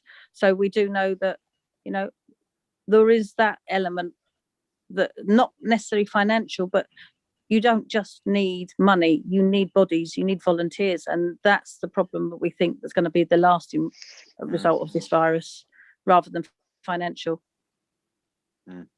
Peter? I think we've been quite fortunate. As you rightly say, we haven't lost any clubs. We've had one or two clubs who've come to us and said, look, you sent me this invoice for second half of the season membership or whatever, and we've come to some agreement to help those clubs out. But as Michelle says, there are a number of clubs who've done very, very well from the grants that have been available nationally, and some of them locally. And we have one club who are very comfortable that over the period of COVID, they're £30,000 better off because of the money that they've had. So it is, in some respects, helped clubs in the same way that conversely it's been a problem for others. But we haven't lost anyone. And as Michelle says, there are issues with volunteers. We do see the volunteer workforce just regularly getting older. When we have the AGM, in the good old days when we had AGMs, it's the same faces that turn up, and they're just getting fewer, another year older and fewer, which is very sad. And the big difficulty for all of us, clubs and leagues, is how do you get younger people involved and wanting to stay doing something that is basically unremunerated. That's a bigger problem than perhaps people realise at the moment. Just with that, Peter, and you, Michelle, and to be fair, to both the guys as well. We done our show last week, and Michelle, you've got hashtag in your league, and we've had DT and Michael. There's quite a lot of Sunday teams around in our division that, like I said, that have got great teams that are all YouTubers. They mentioned that obviously a lot of the youngsters were watching YouTube and they're going to games now. Do you think we could ever come into a situation where we have like a YouTube league? I don't think there is the volume of clubs at this stage to go into that, to a YouTube league. I mean, to be fair, DTFC were, before they performed DTFC, they were in the Blood Brothers competition. Hashtag did, before they came into the National League, did their own competitions as well. So although they were playing football, they were in competition football, they just weren't within the National League structure. Coming into a league, it's different, isn't it? You've got so many more real rules and regulations to abide by and criteria to meet. It puts pressure on each club. I think the attraction, we've started live streaming a couple of our games to pilot it, see if we can generate a new income stream for clubs from the younger generation who prefer to watch it on telly and on their gadgets and devices, because that may mean a whole new age group, an age bracket of spectators and fans. I sort of liken it to, my mum does a lot of work in Gambia, and she mentions that they have Man U fans, and I know it's a professional club, but they have Man U fans in the compound that she works with. And she said they haven't got a hope in hell of ever getting to a Man U game, but they live stream it. So the same principle could work. It works with hashtag. They've got fans all over the world. So it could work with our clubs. If we could generate enough online interest, that could bring revenue into the clubs and they could have spectators across the world. It's how good they are at doing that promotion. What do you say to? Sorry, is there not an issue there with the live streaming though? Because I think we're under a sort of moratorium at the moment. The UEFA say you can't live stream games between 3 and 5 on a Saturday, for example. So that's lifted you're going for to this. be somewhat limited. Yeah, that's lifted for this year. Yeah, we're hoping it remains lifted, and if the games that are being filmed and streamed by the National League, for example, carry on, I think there might be an argument that we could have that lifted, to maintain that ban. But if not, we'd probably work with clubs to play Friday nights to work outside of that ban.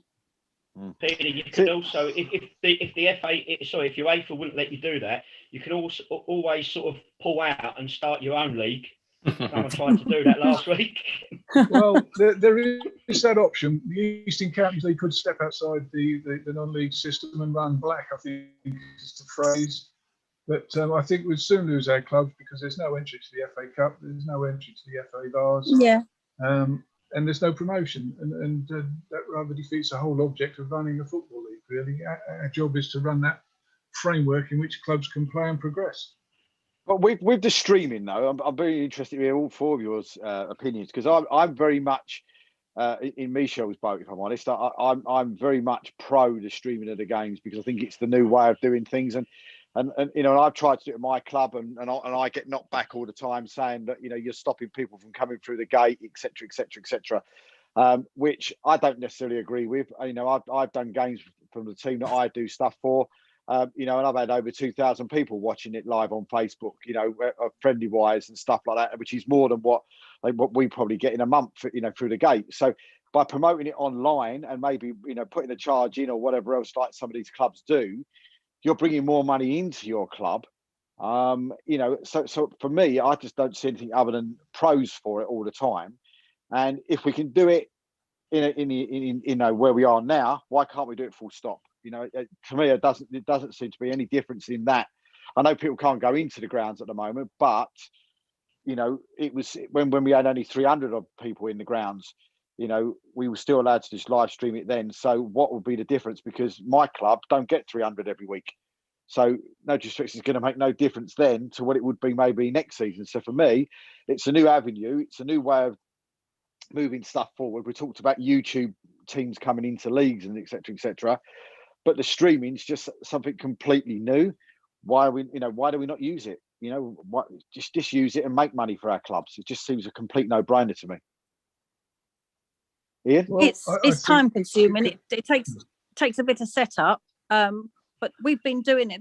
We've just completed our 4th game, and we're seeing it ever increasing numbers of streamers. So there is a market there. I don't necessarily think it's the person that would normally come through the gate, the one man and his dog scenario. I think this is a new market. We know that somebody streamed in New Zealand, for example. Now, they were never going to come to our games. So I think the potential's there. We just need to grow it. It's very early days, isn't it? 4 years ago, we weren't filming games. Now most clubs film their games in some form or record something so that they can either do it as training or to put snippets up on their social media. We're just advancing a little bit slower, but we're just trialing this at this point to see if we can generate income, if it works. And obviously we're doing it pay-per-view. We spoke to Hashtag about this and they've said they've got 500,000 followers. They've never done a pay-per-view. They've done live streaming, but never done pay-per-view. And they thought it was a brave step that we've taken. We just thought we'd see what we can do. We've got a sponsor in the cost of it, or most of the cost of it. So that's taken the risk element out of it. I think it will bring a new blood into the game in a different way. It won't detract from the general spectator that likes to go to games. It won't detract from the ground hopper who wants a physical program. You know, there is the online programs. Now, some ground hoppers won't go to grounds because they don't want the online program. They want the physical program, the traditional feel. In football, you've got the traditionalists, but you've also got these new clubs, these younger clubs coming through with new ideas, and we need to change with it so we don't get behind the times and lose a whole new generation of spectators. Ian, this must be massive for your club, mustn't it? Because obviously, I think it's something you do anyway, but I know Jersey have done it for ages where they do free link and you can actually watch the game live, and they've done that for the last 3 or 4 years, but only the club they're playing against gets to watch it. Either if you're away, they send you a link so you can watch it in your own clubhouse, and vice versa. That they show all their away games live. It doesn't matter what time, and the UEFA let them do that. So is that something you do as well, Ian? Yeah, no, you're right. Guernsey do it, and they've got a good little model going on. So we're obviously 8 seasons behind Guernsey in terms of entering the league. So they've got like a full-time camera guy that will go away, film the games, and again that will get streamed back to Guernsey. So because we're outside of the UK and outside of the EU, we're therefore allowed to actually stream live 3 o'clock kickoffs or 2:45s, whatever the kickoffs are. We can do it in the islands. We have to then put blockers on, so you wouldn't be able to watch it in your house at home. But that's fine. The technology's there, and again, we streamed our 5 games we played this time round. So we found a good streaming platform. What I find difficult for us to do is to find the right camera people on the mainland to do, because obviously we don't have the network.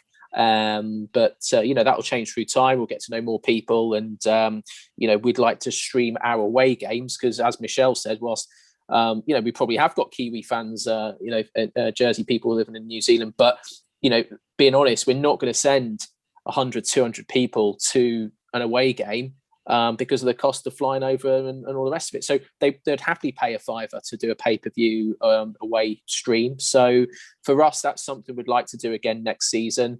We're a little bit different, as I say, because we're not in the UK and we're not in the EU for legislation purposes. So we probably can do it. We can do it. But it's just getting the infrastructure right. Like Michelle says, they got a sponsor to cover the lion's share of it. Where we did it, we were getting a sponsor to pay 50% of the game and hoping that we'd recoup the other 50%. And we did break even, and that's all we wanted. We weren't looking to make a profit. We were looking to keep that sort of association with the team when they couldn't play in Jersey, that you could still watch them and feel part of the club and support them. So I think it will improve over time, which is exciting because, yourself, you can't be at every single game all of the time. And, if you can catch the second half on a device rather than not seeing anything at all, then you might take that. So I think it's definitely a way forward, but not to replace being there in person. Michael, just obviously with your club, tell a few people obviously the history a little bit about Corinthian. Obviously, I know it really well. I played for them myself, going back in the black and white days. Obviously, just sort of, we mentioned sort of. The funding, and you've said you haven't got a budget and you haven't. Now, what sort of money does the club have to generate anyway? But just like I said, for just people out there that don't know, obviously, I know Ian sort of in Jersey, just give people a little bit of history about yourselves.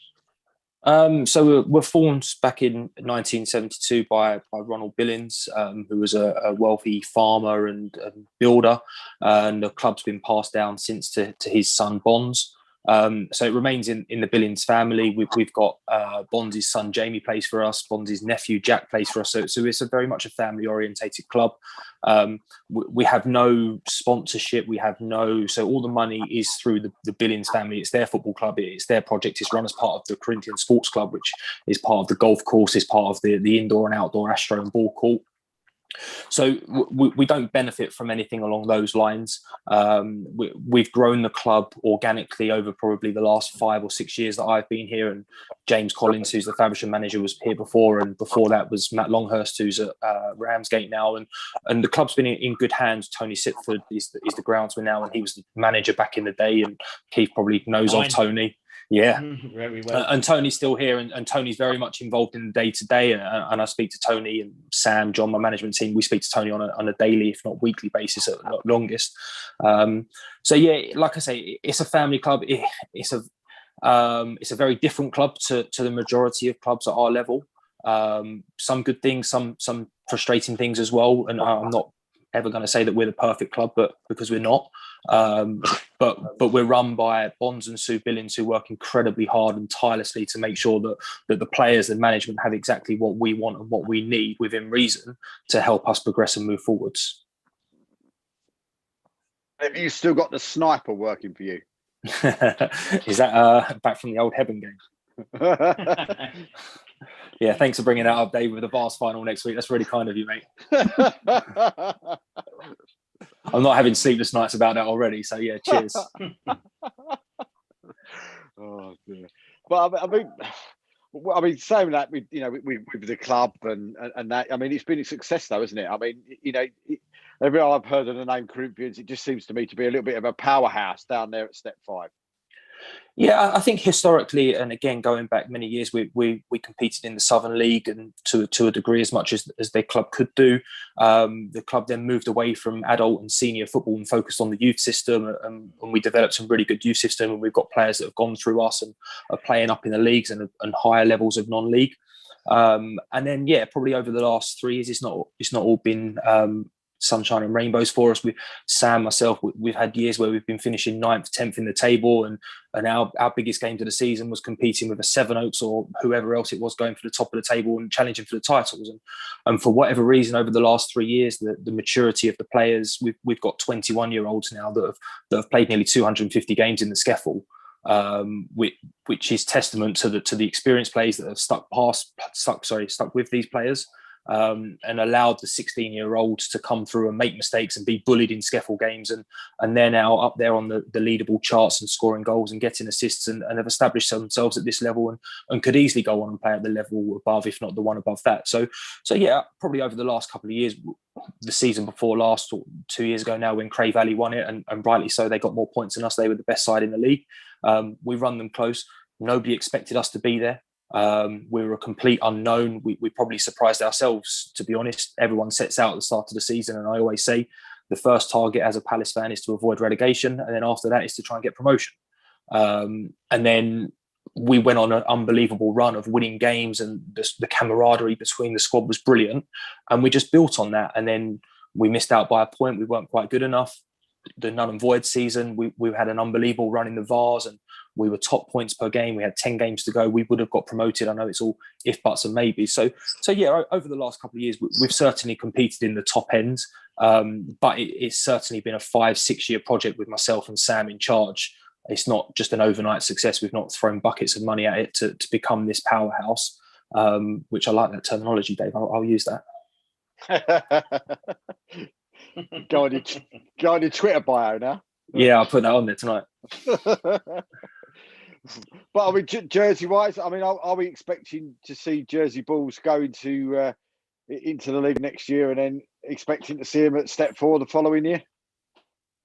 I'd hope so, but that's it's going to be a very, very difficult year. And the other thing I touched on it briefly earlier was not all of our players travelled this season, so we never put anything out like our first 11 this current season. So we don't know what we can control, Dave. So yeah, we just don't know what's around the corner. So we can't wait to compete in Step 5. We hope we are on August the 7th. That's when the CCL is going to resume, or FA Cup's going to start. So We know it's going to be a lot tougher. It's looking like, if any of these forecasts are correct, it's going to be a very new league for a lot of teams. So there's going to be a lot of excitement when the fixtures come out, just seeing all these different lineups. So yeah, we just can't wait to be a part of it. Yeah, all I can say, it's going to be tougher, but we want to be in the top 6, and we want to be competing for promotions places as quickly as we possibly can. Keith, do you expect to see the Corinthians in step 3 and Jersey in step 4 next season? Not this season, season after? Listen, I and Michael, it's no disrespect, it's a big challenge for him going into that league. He knows that, but they've done ever so well the last couple of years. Having no budget at a level where I would say the average budget probably is around £1,500 a week in the level he's going to be in. It's going to be difficult, but they've got the togetherness, like he says, and they're a very strong side. So, and it'll be exciting times for Corinthians. I'm looking forward to it. Like I said, it's a club that I've known well over the years. I've known Tony Sitford for absolutely decades. He's mostly forgot who I am by now, but it's a really, really good club. And it's a lovely place to go to, Dave. Their facilities are off the charts. Michael knows that, with training, with the free. They've got 2 great floodlight pitches as well, and obviously an indoor area. So it's great for them. Jersey, I think, obviously everything I've heard, I haven't been there. I'd love to go, to be honest. And if they're anything like the same thing as what happened with Guernsey, and I'm hearing obviously Guernsey tell you every time we come over, I've gone over there, obviously the last few years at Jersey are the up and coming side, and yeah, I expect them to, and hopefully so. And you can just see, Dave, the last couple of times Ian's been on our show, sort of how well structured they are and professional. I think, and both the 2 leagues we've got on here would love to have a side like Jersey in it, and like what Guernsey have done for the Easterman League has been brilliant as well. No, absolutely. And everybody's looking forward to seeing Jersey Guernsey. Yeah, it'd be a great day. Whether it's good. I wouldn't mind seeing that one. Yeah, it'd be a bit fiery, that one. We might need a step 2 or 3 ref. Actually, we'll see. I think out of all this, should we take restructuring? I think my biggest disappointment is my good friends down in sunny Wroxham. Possibly ain't getting the unlikely event that they're going to join us in step 4 next season. But fingers crossed they might join us next year. Should we say season 22 instead? But because they're lovely people down there. But while we've got Misha on, and I know Keith's always wanted to ask this question to different people, and Misha was probably one of the best people to ask your questions, Keith, because sitting in her household, she's probably got 4 referees in your household. So 4. I mean, 4 referees in your household. So I mean, how hard has it been for referees in all of this? I mean, not only have you got 4 referees in there, you've got 4 top referees in your family as well, haven't you? Oh, I'll take that as a compliment. I don't know. To be fair, I mean, until recently, till Katie moved out, we had 5 referees. As you can imagine, they're really busy, and we're never ending up washing of black kits. They're in the same boat as players, to be fair. They've struggled with fitness, struggled with, getting into good habits, eating and drinking the wrong things. Everything that's affected a player has the same impact. This coronavirus has affected them. Well, to be fair, it's affected everybody the same way. At one point, I was fine during the summer, and I don't suffer with mental health per se, but the November lockdown, I found extremely difficult. I was sleeping, I was tired all the time, stupid hours of sleep. I never sleep till 4:30 in the afternoon. I did. It just affected me really badly. When I look back now, I think that the November lockdown was worse than all the others. This last lockdown, it's gone on for a while, but at least it was lighter. It wasn't as miserable. It wasn't raining all the time. We weren't stuck inside. We were allowed to go out. They've lifted things slowly, and it's slowly improved. But November I found difficult, and I know a number of people have found it difficult. Players, we were trying to encourage players with fitness ideas on our social media, just to get them not necessarily just running the streets, but trying things at home just to keep active. And the same thing with referees, really.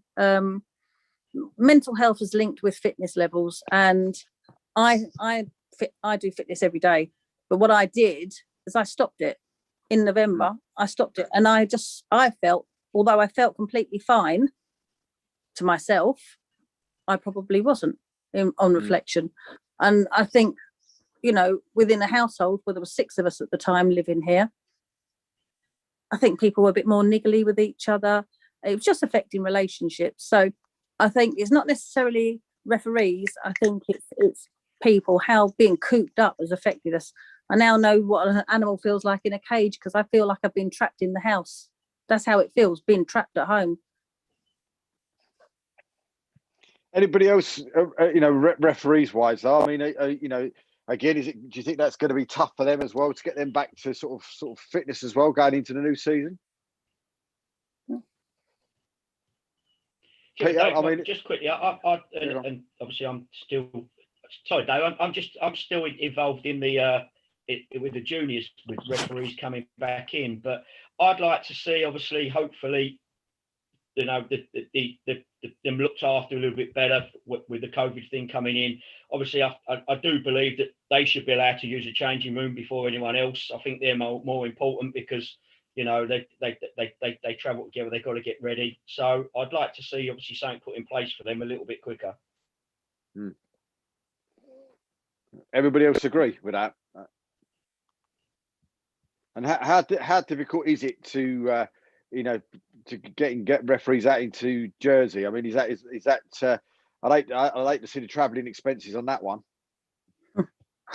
It's what's difficult, Dave, is when we have games, sometimes they're day trips and sometimes they're overnight. Now, you know, it's the CCL have got a very difficult job anyway trying to accommodate us, but it's almost like you need to then go to all the referees and say, can you do day trips? Can you do overnights? Because sometimes they've appointed 3 officials and then all of a sudden 2 of them said, oh no, I need to be back same day. But sometimes you physically can't get back same day.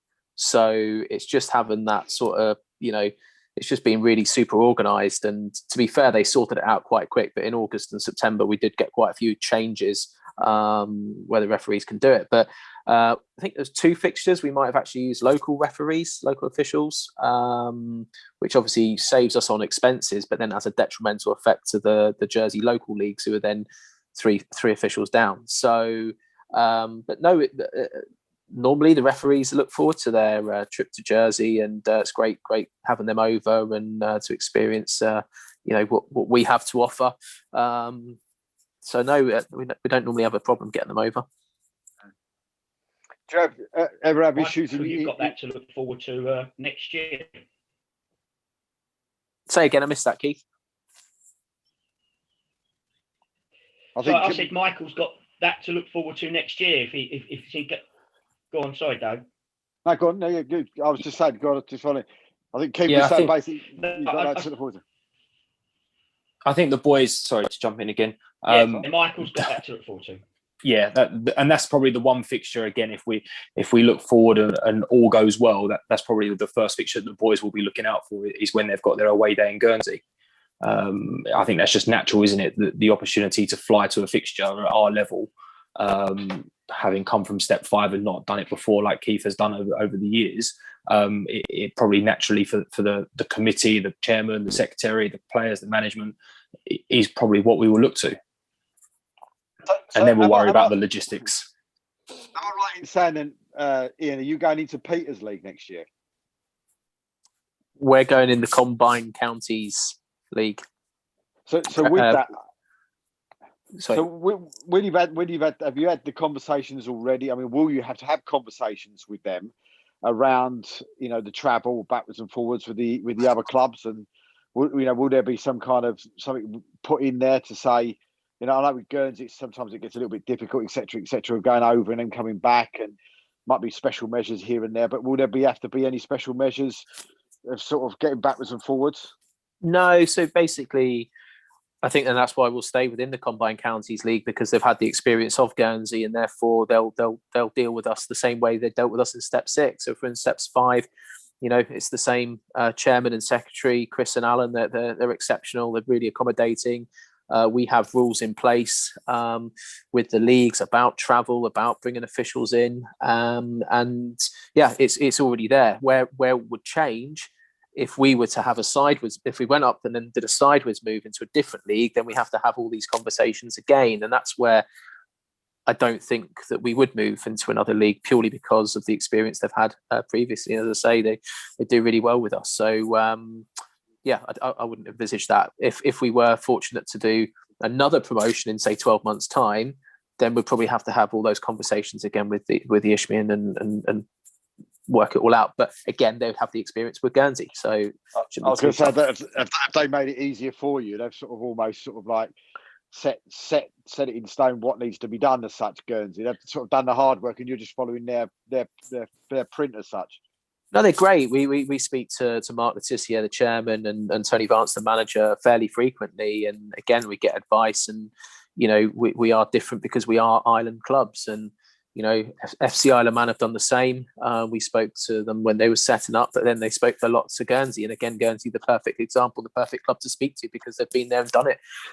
Been around for 10 years now, so that's great. So no, we do look up to them in that respect. They've been super supportive for Jersey and Isle of Man.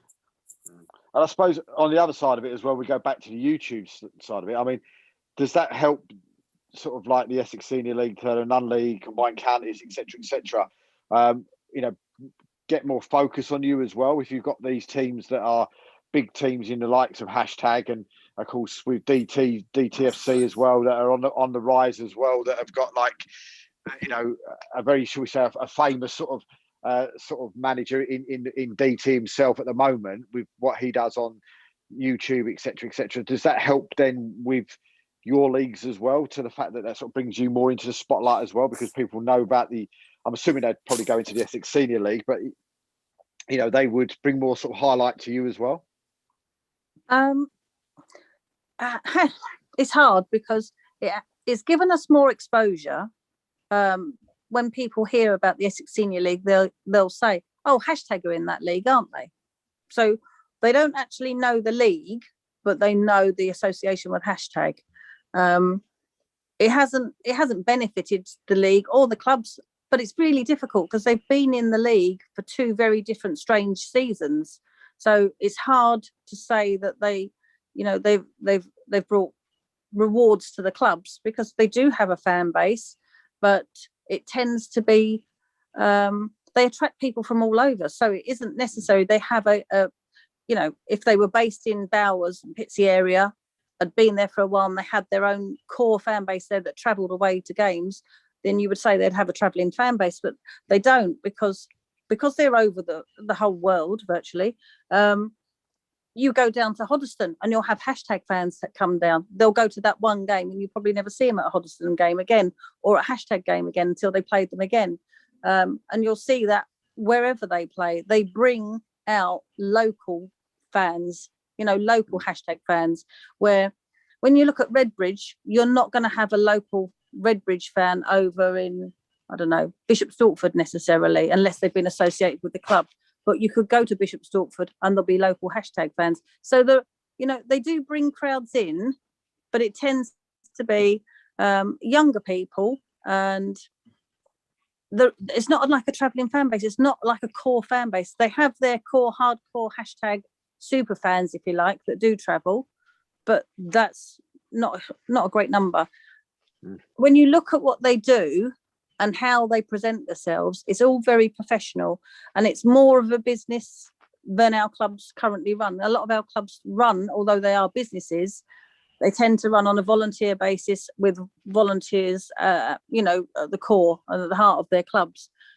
With hashtag, it's very much employees working, and yes, they're working long hours, and they're, it's unsociable hours, but it's a business, it's their employment, it's their paid employment, so they can give that extra to it. There's the extra incentive because they're obviously financially rewarded, but they also haven't got to juggle their day job with running a football club. Saying that, I do know Spencer's got other interests as well. It's not just hashtag, so it's a bit different, but they're an unusual club. They do stand out, And there will be some clubs that are very much like that. If you look at Harbour Town, yes, they're football focused, but they've turned their club into, a £300,000 business, growing business. It's, with paid employees. Not every club has that luxury or benefit. And of course, you've had a lot of promotion that you haven't had to pay for as well, haven't you? In the last in the last week. Oh, it's been fantastic. Free promotion, ESL everywhere. So you've had some lovely free promotion all over social media. All over social media and the national press. They've done us a favour, actually. I think there was a report in the Sun at the weekend that West Ham were looking forward to playing in Essex Senior League. Happy days. But Peter, I mean, would you sort of like, have you got any sort of maybe sort of YouTube teams, that sort of thing on the horizon, maybe coming into your league? Is there anybody around your sort of area that might be coming up that way? Not as far as I'm aware. No. No. I mean, we had hashtag when they first came in at step 6. Great guys, and they were very good because I think their sponsor is a game called Football Manager, and they did a sort of an abridged version of Football Manager for the clubs in that division, which went down quite well. But we have nothing on the horizon. DT is interested, but at the moment he's not in an appropriate feeder league for the system. But no, it's a short answer. So I mean, the season is. I mean, the next couple of weeks then for everybody's going to be quite busy looking at emails, waiting for emails to come onto waiting to come onto your computers, or getting that message from your chairmans or whatever else. I mean, is it going to be a sort of real butterflies in the stomach, maybe for Jersey and for Corinthians, coming up in the next couple of weeks? Yeah, I think, as I said earlier, really, really busy at the moment, Dave. So it's a case of just focusing on getting things ready for the new season, finalising our pre-season fixture list, finalising the new strips for next season, getting them all out, doing season tickets, all of that kind of stuff that we didn't launch we actually launched one new strip last year. We didn't even bother issuing season tickets last year because we got told by government we wouldn't be hosting any games anytime soon. So there's lots of things we can do now that we can be ready for pre-season starting probably end of June, beginning of July, and then the games that will come thereafter. So probably won't get time to be just focused on the inbox. There'll be just so much going on. So we'll just carry on business as usual. And when those days come with emails and news, then fantastic. Michael?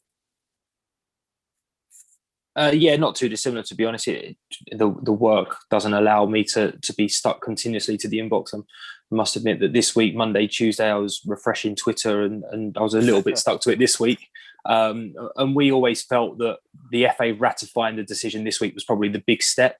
We always felt that once the FA committee and the FA leagues had submitted it, the past 18, 24 months has suggested that they were probably going to ratify it. But again, like you always worry with what the FA have done and whether it was just going to be another case of we got close and it didn't quite happen for us. But yeah, I think we'll sit down as a club. Like I said, we'll sit down with the chairman, the management team. We'll all sit down and start trying to plan the way forward, and we'll wait. And like I say, hopefully we get that good news, and hopefully we tick all the boxes. And as far as I'm aware, and from what Peter and Michelle have said, I think we do. So we'll certainly look forward to getting that information on the 10th, 11th of May.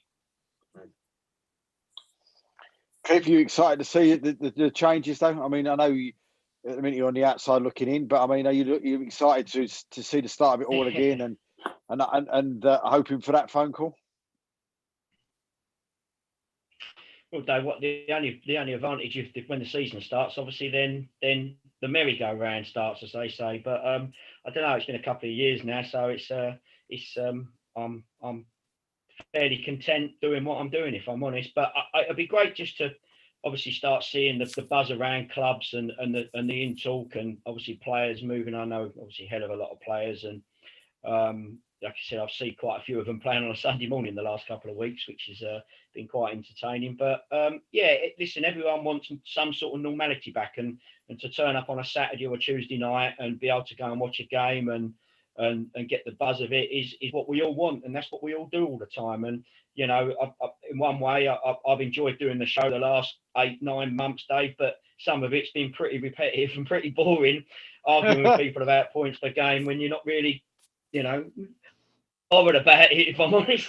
And you just want to see clubs progress. And I've said that, and when we had the lads on last week about new clubs, that's all I want to see is clubs doing well. And you don't want to see clubs going down the pan. You want to see people thriving. I like to see new things. Obviously, the Guernsey thing I've been used to for a while, and Michael's going to enjoy that.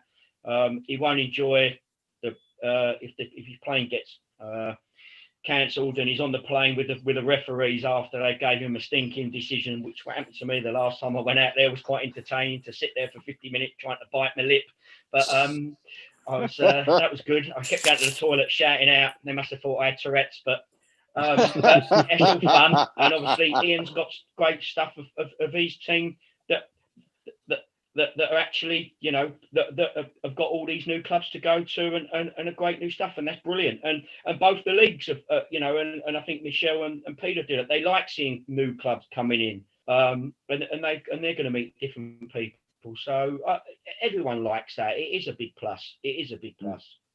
Mm.